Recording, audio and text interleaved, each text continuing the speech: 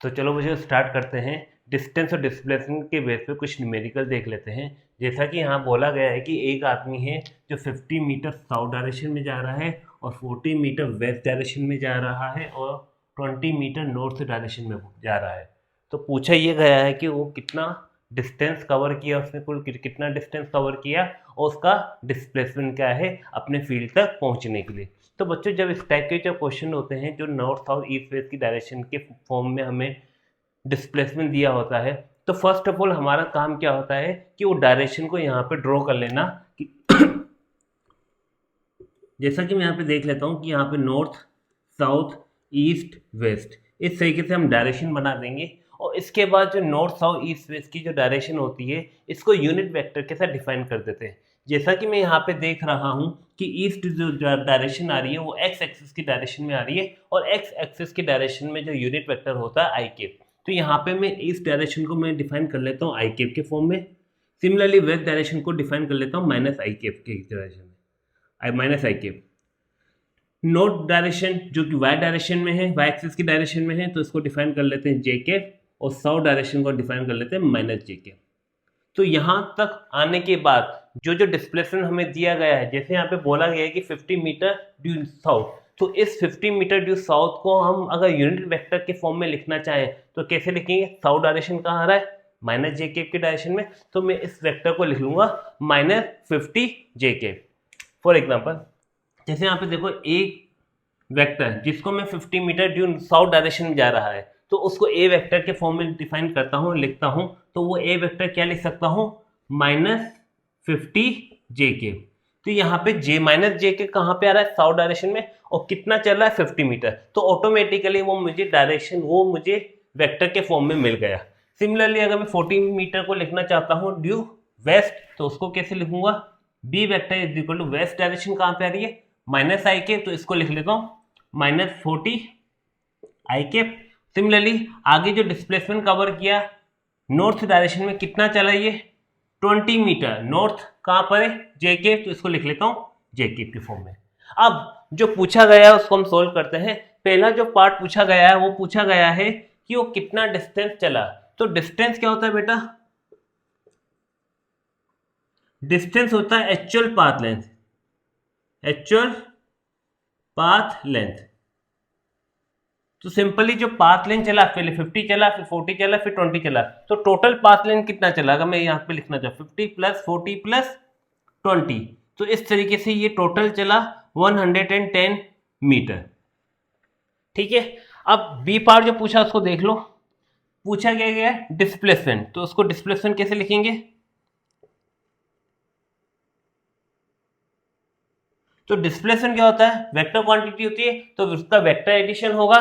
तो जैसे मैं यहाँ पे डिस्प्लेसमेंट लिखता हूँ A vector plus B vector plus C vector, तो इसका जो टोटल डिस्प्लेसमेंट आएगा, देखो बेटा यहाँ पे -50 और ये जे के प्लस 20 और यहाँ पे -40 आई कैप, तो मैं लिख लेता हूँ -40 आई कैप। और यहाँ पे देखो -50 + 20 हो जाता है -30, तो इसको लिख लेता हूँ -30 जे कैप। तो इस तरीके से हम क्या कर सकते हैं? डिस्प्लेसमेंट का मैग्नीट्यूड भी निकाल सकते हैं और डिस्प्लेसमेंट की डायरेक्शन भी निकाल सकते हैं। देखो यहाँ पे अगर मैं डिस्प्लेसमेंट की डायरेक्शन की बात करता हूँ, ये x ये y, तो जो पोजीशन हमें पूछी गई, अगर मैं ओरिजिन से उसकी पोजीशन पूछूं कि वो कितना कहाँ पे किस डायरेक्शन में डिस्प्लेसमेंट हो रहा है उसको यहाँ पे ड्रॉ करो, तो मैं क्या करूंगा? डिस्प्लेसमेंट जो हो रहा है x डायरेक्शन में हो रहा है -40, यानी माइनस आई के x डायरेक्शन में जा रहा है, जो कि इधर गया कितना 40 मीटर, जो कि माइनस आई कैप की डायरेक्शन थी।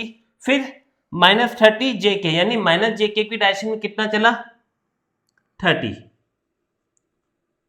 तो इस तरीके से इसका जो डिस्प्लेसमेंट वेक्टर आ गया वो ये आ गया। अगर मैं इसको एस वेक्टर लिखना चाहूँ तो ये एस वेक्टर क्या हो जाएगा? Displacement vector from initial to final. लेकिन वो चला कैसे था? पहले कहाँ गया था? ये पहले गया था साउथ। अगर मैं इसको वेक्टर फॉर्म में ड्रॉ करूँ यहाँ पे, तो यहाँ पे क्या गया था? पहले कहाँ गया था? 50 मीटर साउथ गया था। फिर कहाँ गया था? 40 मीटर वेस्ट गया था। फिर कहाँ गया था? 20 मीटर नॉर्थ गया था। तो इस तरीके से ये यहाँ पे पहुंच गया था। तो इस तरीके से ये डिस्प्लेसमेंट इसका मैं डायरेक्ट यहाँ पे बना सकता हूँ इस तरीके से। ये हमारा एस वेक्टर है। ठीक है। अगर इसका मैग्नीट्यूड निकालना चाहूँ तो कैसे निकालूंगा बेटा?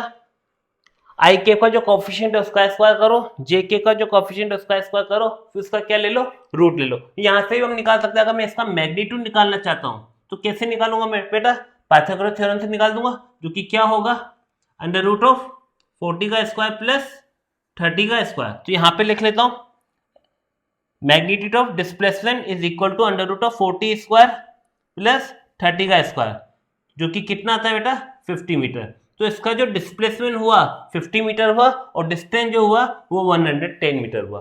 ठीक है, तो चलो नोट करो, इसके बाद नया क्वेश्चन लेते हैं। तो चलिए नेक्स्ट क्वेश्चन देखते हैं। क्या बोलता है इसमें, एक मैन है जो कि स्टार्ट हो रहा है ओ से, और वो क्या कर रहा है कि 50 मीटर मूव कर रहा है ड्यू ईस्ट। ठीक है, then it turn clockwise by 30 degree. अब इसका मतलब क्या है, मान लो कि कोई आदमी है जो कि किस डायरेक्शन में जा रहा है, ईस्ट डायरेक्शन में। मान लो कि यहाँ से स्टार्ट हुआ ओ से और वो कहाँ तक गया, ईस्ट डायरेक्शन में, कितना चला, 50 मीटर। ठीक है, और जो ये डायरेक्शन थी इससे ही कितना टर्न हो गया, क्लॉकवाइज डायरेक्शन। तो क्लॉकवाइज डायरेक्शन में इस तरीके से टर्न हो जाएगा, जो कि कितना टर्न हुआ, 30 डिग्री। तो ये एंगल कितना हो गया बेटा, 150 डिग्री। आगे क्या बोलता है, and deviates clockwise by 30 degree each time after it cover a distance of 50 metre until it return to its original position. यानी इस तरीके से 30 डिग्री टर्न होते होते वो वापस कहाँ पहुंच रहा है, अपनी ओरिजिनल पोजीशन में पहुंच रहा है। तो इस तरीके से ये बेटा ये पॉलीगन बनाएगा। अब उस पॉलीगन के साइड कितने होंगे, हर एक साइड में कितना डिस्टेंस कवर कर रहा है, 50 मीटर। तो अगर हम उस साइड की कैलकुलेशन कर ले कि कितने साइड का पॉलीगन होगा, तो हम टोटल डिस्टेंस निकाल सकते हैं। ठीक है, तो हमारे पास जो पॉलीगन का जो फॉर्मूला होता है, किसी पॉलीगन के अंदर जो एंगल होता है थीटा, उसका फॉर्मूला होता है n-2/n इंटू 180। ठीक है, तो यहाँ पे जो दो साइड के बीच में एंगल बन रहा है जो कि थीटा, यहाँ पे कितना बन रहा है, 150। अगर मैं यहाँ पे थीटा की वैल्यू पुट कर दूं तो नंबर ऑफ साइड आ जाएंगे, उसमें पॉलीगन के कितने नंबर ऑफ साइड हैं।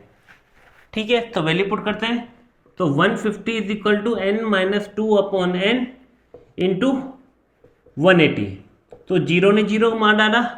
ठीक है, यहाँ पे इसको काट दे, 3 5 15, 3 6 या 18, क्रॉस मल्टीप्लाई करो, 5n is equal to 6n-12।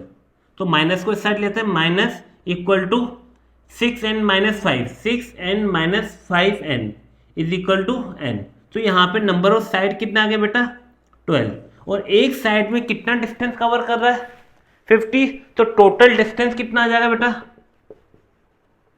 तो टोटल डिस्टेंस आ जाएगा 50 इंटू 12, जो कि कितना हो जाएगा, 600 मीटर। और उसने बोला गया है कि जो डिस्टेंस कवर कर रहा है कितना कर रहा है, 100x। तो डिस्टेंस को लिख लेते हैं 100x।